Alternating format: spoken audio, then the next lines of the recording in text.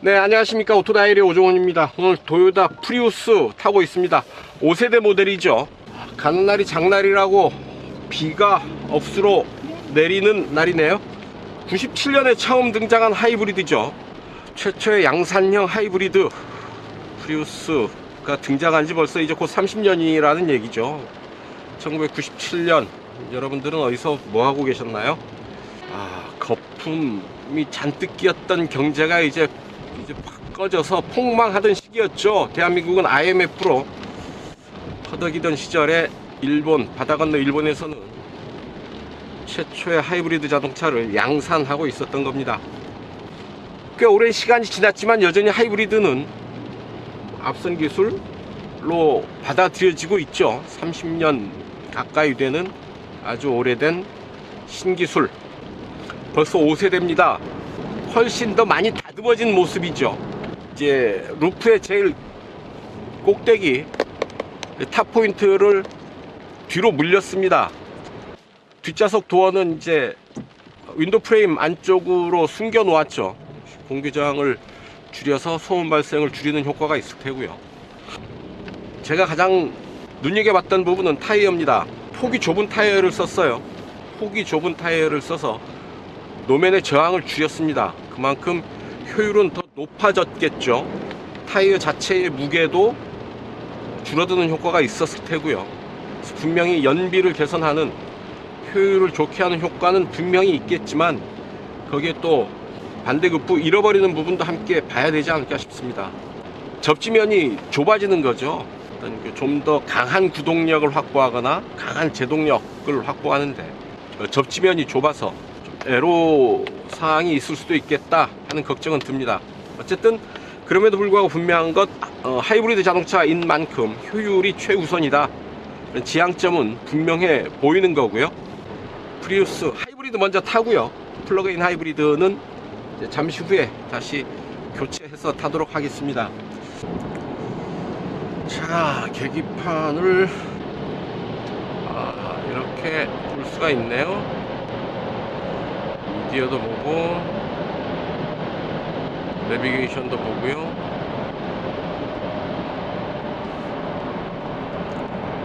이렇게 동력이 움직이는 부분도 이렇게 보면서 갈 수가 있겠습니다. 타이어 공기압, 트립미터, 자, 주행 보조 시스템, 도요타 세이프티 시스템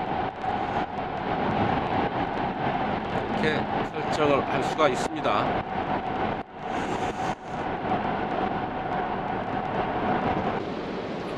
어댑티브 크루즈 컨트롤, 주행 보조 시스템 작동을 하면 이런 형태로 움직일 수가 있는 거죠. 오른쪽으로 돌아 나가는 길 차분하게 움직여주고 있습니다. 바로 경고등이 뜨네요. 차선의 중앙 적당하게 유지를 하고 있고요. 차간거리는 하나, 둘, 셋, 세 단계로 조절이 되네요. 오디오 모드 이렇게 들어오고요. 자, 이제 와인딩 로드 타고 가고 있습니다. 노면은 지금 젖어서 살짝 미끄럽고요. 여기에 폭이 좁은 타이어로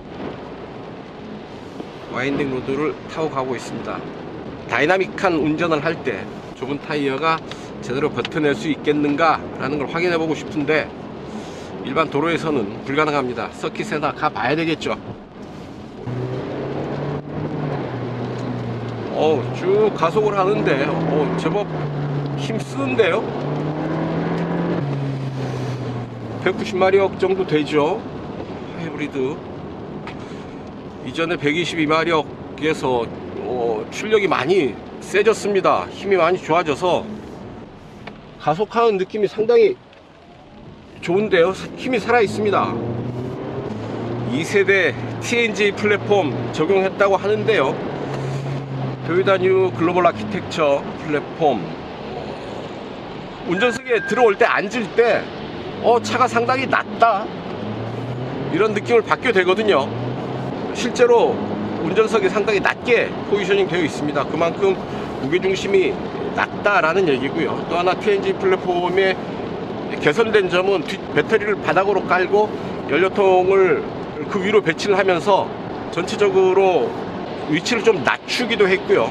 하이브리드 모델과 플러그인 모델을 같은 플랫폼으로 사용할 수 있게 한 거죠. 스티어링 휠 너머로 계기판을 볼 수 있는 구조를 만들었습니다. 헤드업 디스플레이와 계기판을 합쳐서 두 개를 하나로 합쳤다라고 보는 거죠. 스티어링 휠을 올려도 이 사이로 계기판이 보이는 게 아닙니다. 계기판을 제대로 보려면 스티어링 휠을 낮추고 휠 너머로 계기판을 보는 게 이 차를 설계한 취지에 맞게 세팅하는 게 아닌가 싶습니다. 계기판은 멀리 보고요. 그러니까 보는 것은 멀리 세팅을 하고 터치해서 조작하는 부분은 가깝게 당겨 놓았습니다. 그래서 멀리 보고 가까이서 터치하고 뭐 이런 거죠. 주행 모드 이렇게 설정을 할 수가 있고요. 커스텀, 스포츠, 노멀, 에코가 있습니다. 그리고 EV 모드를 선택을 할 수가 있죠. 지금 속도가 빨라서 EV 모드를 선택을 할 수는 없는데 속도가 적당한 구간으로 들어오면 EV 모드를 선택할 수도 있겠습니다. 일단 스포츠 모드로 잠깐 힘을 좀 써볼까요? 고속도로에 올라서서 이전에 허약했던 프리우스가 아닙니다. 총 시스템 출력 196마력이죠. 200마력이라고 보면 될 테고요. 지금 제 성인 2명이 타고 있습니다. 성인 2명이 타고 있음에도 가속 페달을 꾹 밟아서 밀어붙이면 저 빠른 속도까지 충분히 힘을 쓰면서 달려주고요. 메이커에서 밝히는 이 차의 제로백 타임 7.5초입니다. 상당히 괜찮은 그런 가속감이거든요. 힘과 무게의 비례가 괜찮은 차들이 7초 전후로 가고 그 이상 가면 좀 느리다라는 느낌을 주게 되죠. 자, 주행보조 시스템 잠깐 체크를 해보죠. 어댑티브 크루즈 컨트롤, 그리고 차선 이탈 방지 장치, 속도 조절, 속도 시속 100km에 맞춰 봅니다. 도요타 세이프티 시스템이 들어와 있어서 주행을 보조해주고 안전을 담보해주고 있습니다. 앞차의 차간거리 정확하게 유지하고 있고요. 특히 이렇게 시야가 안 좋은 날 주행보조 시스템, 도요타 세이프티 시스템의 역할이 큽니다. 운전자가 육안으로 미처 확인하지 못하는 부분, 확인하기 어려운 부분들을 시스템이 파악을 해서 보조해 주니까 말이죠. 자, 차로의 중앙 잘 유지하고 있고 차선을 넘는 순간에 이렇게 경고를 주면서 벗어나지 않도록 안으로 차를 밀어 넣어주고 있죠. 앰비언트 라이트 컬러가 있죠. 컬러를 조절할 수 있지는 않고요. 단일 컬러입니다. 하이브리드는 파란색 블루, 그리고 플러그인 하이브리드는 레드 컬러를 사용했다고 하네요. 자, 패들은 없고요. 변속 레버를 한 번 더 당기면 브레이크 모드가 들어갑니다. B 모드죠. 회생제동을 좀 더 강하게 작동시켜 주는 거고요. 언더길 내려갈 때 브레이크 모드 적당히 활용하면 좀 더 효율적으로 이 차를 다룰 수 있지 않을까 싶습니다. 변속 레버는 이제 포솔박스 커버에 팔을 올리고 아주 편안하게 작동할 수 있는 위치에 변속 레버가 들어와 있습니다.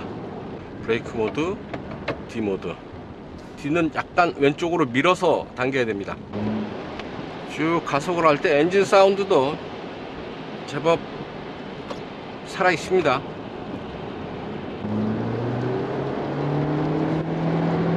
쭉 가속, 제동, 턴. 제동의 느낌 나쁘지 않아요. 괜찮습니다. 액티브 하이드롤릭 부스터 G 브레이크라고 하는데 온디맨드 가압 시스템으로 모터에서 발생한 압력을 브레이크에 직접 압력을 전달하면서 일정한 담력을 제공을 한다고 합니다. 자, 이렇게 언덕길 내려갈 때는 브레이크 모드를 택하면 좋습니다. 회생제동 시스템이 작동이 되면서 배터리 잔량을 좀 더 높여주죠. EV 모드로 지금 움직이고 있습니다. 속도를 점차 올려보는데요. 30km.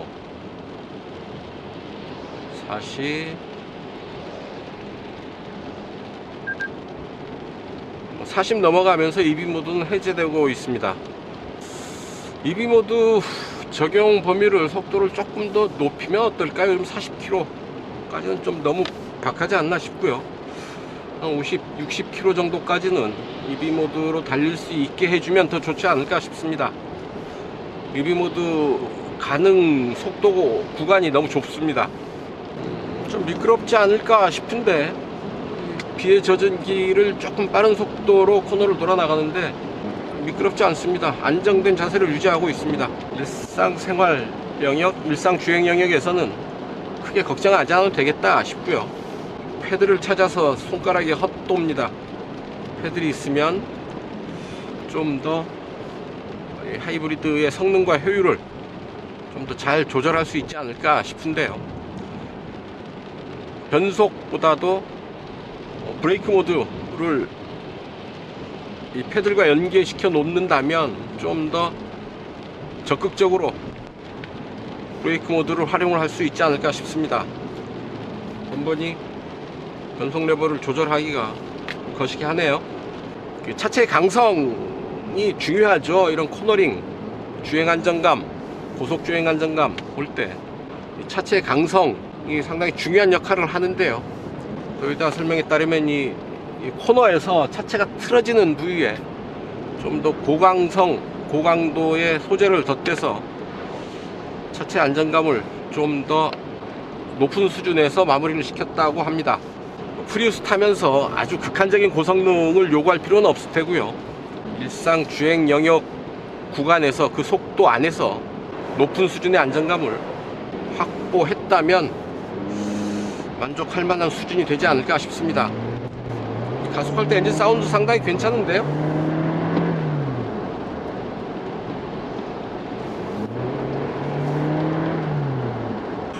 네이버 음성 명령 시스템.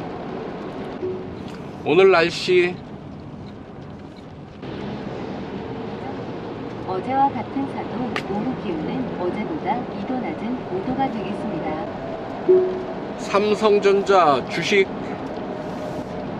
현재 삼성전자 주가는 73,600원으로 실내 온도 20도. 슬프지만 제가 할 수 없는 일이에요. 안녕 도요타, 헬로우 도요타. 음성명령 시스템 음성으로 활성화되지는 않죠. 역시 아쉬운 부분이겠습니다. 제가 함께 달리는 차들 보는데 확실히 디자인은 훨씬 더 좋아졌습니다. 뒷모습 저 리어램프, 딱 일자형 리어램프 상당히 인상적인데요. 자, 프리우스 하이브리드 일단 타봤는데요. 디자인 멋있어졌습니다. 힘 더 좋아졌고요. 전체적인 완성도가 더 좋아졌다 라는 얘기입니다. 5세대 신형 모델로 업그레이드 되면서 예전의 단점들을 많이 보완을 했고, 특히 저 개인적으로는 195마력으로 업그레이드된 힘, 파워 확 다가옵니다.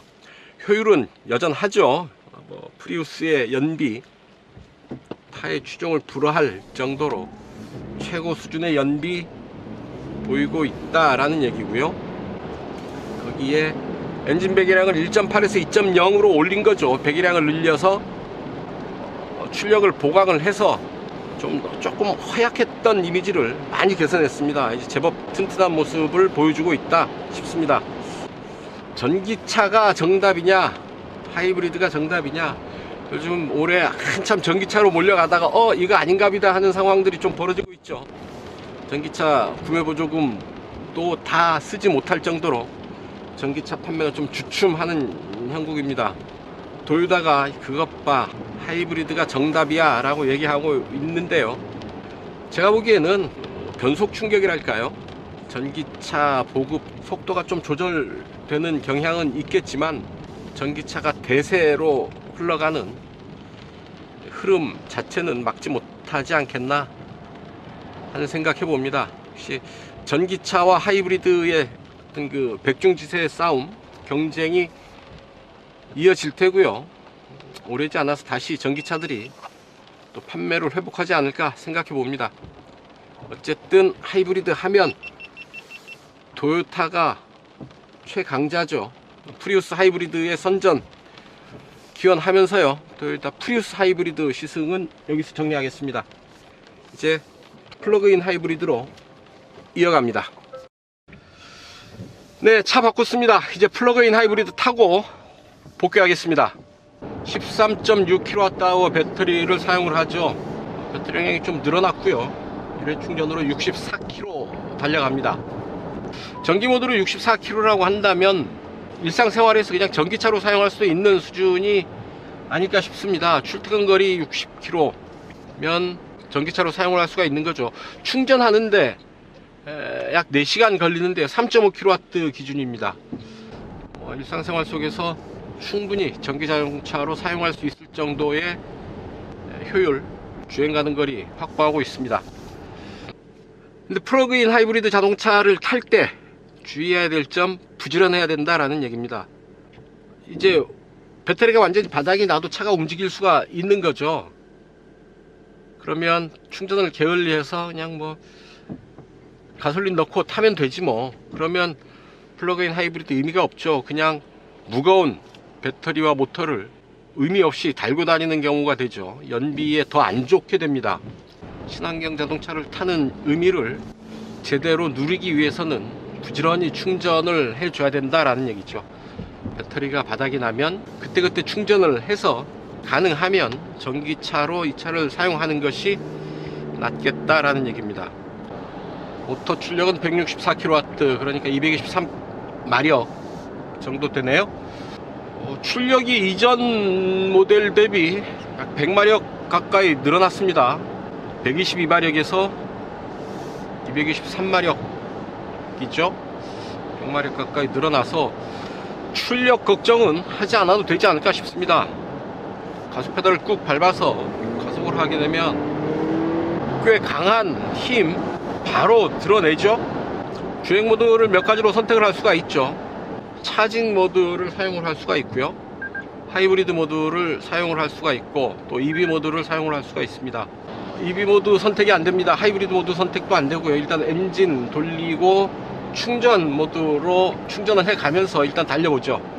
출력은 충분해서 언제 어떤 상황에서도 순간적인 힘 발휘할 수가 있겠습니다. 0-100 6.7초라고 하니까요, 6초대 노멀한 중형 세단 수준의 가속감, 힘 갖추고 있다고 보면 될 테고요. 저하고는 인연이 꽤 깊은 모델입니다. 프리우스 플러그인 하이브리드 타고 연비왕 선발대회 했었거든요. 제가 1등 먹고 하와이 댕겨왔습니다. 그때 지금 없어진 안산 스피드웨이 거기에서 진행을 했는데 1등 먹고 하와이를 갔다 왔던 기억이 있습니다. 바로 프리우스 플러그인 하이브리드였죠. 기억이 새롭네요. 디지털 룸미러 적용되어 있죠. 이렇게 제끼면 거울, 제끼면 후방 카메라와 연계된 모니터 화면으로 후방 시야를 확보하게 됩니다. 시야각도 상당히 넓고요, 선명해서 충분히 디지털 룸미러 사용하는 의미가 있겠습니다. 이게 좋은 게 그냥 거울로 보게 되면 상당히 좁습니다. 실제로 보이는 후방 시야의 면적이 그렇게 넓지가 않습니다. 이럴 때 디지털 룸미러를 활용을 하면 아주 선명하게 넓게 후방 시야를 확보하게 되는 거죠.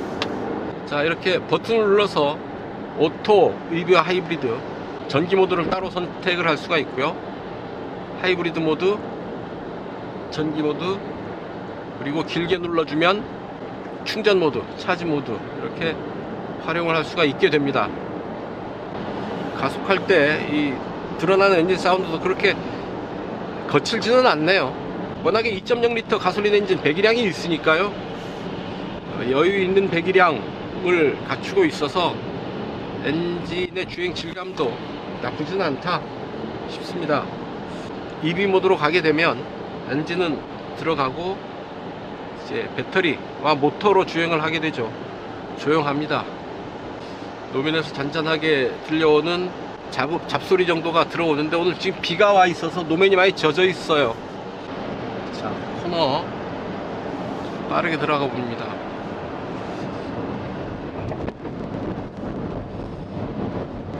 쭉 가서 5세대 프리우스 전기차에 견져서도 꿀리지 않는 토요타 하이브리드 시스템의 진면목을 잘 보여주고 있지 않나 싶습니다. 고도화된 하이브리드 시스템이 전기차로 흐르는 도도한 물결을 막을 수 있을까? 혹은 좀 지체시킬 수 있을까? 하는 생각 해보게 되는데요. 막지는 못할 겁니다. 막을 생각도 없을 테고요. 전기차만이 아니라 친환경 자동차에서 전기차와 공존하는, 병행되는 또 하나의 좋은 선택지로 나름 의미가 있지 않을까 싶습니다. 잘 만들어진 하이브리드 시스템을 장착한 자동차도 전기차에 못지않은 효율 혹은 전기차에 못지않은 친환경성을 갖추고 있다라는 것을 토요타가 잘 보여주고 있지 않나 싶습니다. 워낙에 프리우스가 갖는 상징적인 의미가 큰 차잖아요. 프리우스가 있음으로 해서 오늘날 토요타의 하이브리드 시스템이 있게 된 것일 테니까 하이브리드 시스템의 원조로서 또 의미가 있는 차가 아닌가 싶습니다. 평균 연비 리터당 22.7 기록했습니다. 연비 의식하지 않고 그냥 마구 달렸는데도 이 정도 연비 보이네요. 신경 써서 연비 운전 하게 되면 훨씬 더 좋은 연비 만들 수 있지 않을까 기대할 수 있겠습니다. 에코 운전 보면서 운전을 할 수도 있네요. 에코 점수 53점 받았습니다. EV 주행 비율 68%였고요. 이렇게 주행 패턴을 분석해 주네요. 네, 오늘은 기자단 단체 시승입니다.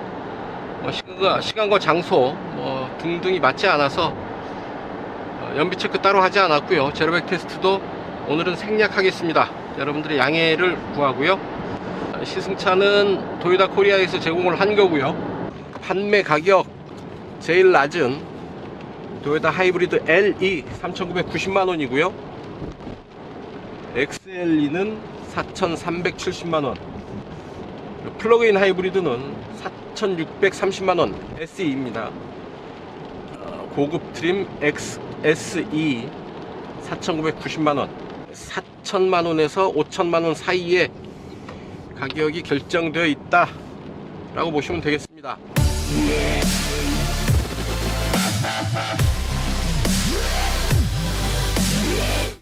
네, 단도직입입니다. 이 차 타면서 느꼈던 사소한 아쉬움, 불편함 몇 가지 말씀을 드릴 텐데요. 스마트폰 무선 충전 시스템도 없어요. 여기 그냥 거치만 할 수 있게 되어 있고 무선 충전은 일어나지 않습니다. 이전 세대 프리우스 룸미러에 이제 리어윙이 딱 가로로 걸리는 부분, 그 부분도 없어졌습니다만 여전히 좁네요. 차창이 뒤로 갈수록 낮아지고 있어서 룸미러를 통해서 보이는 후방 시야의 면적은 여전히 좁습니다.